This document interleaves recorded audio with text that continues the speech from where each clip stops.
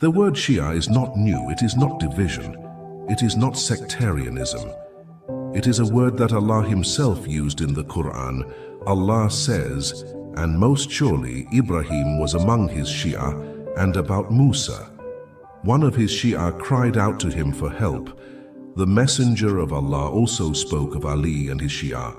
He said, "Glad tidings, O Ali, you and your Shia will be in paradise."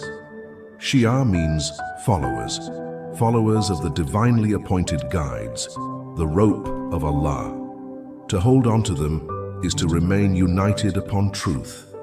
And hold fast, all of you together, to the rope of Allah, and be not divided. To be Shia is to follow the path of the prophets and the family of Muhammad, a path leading to salvation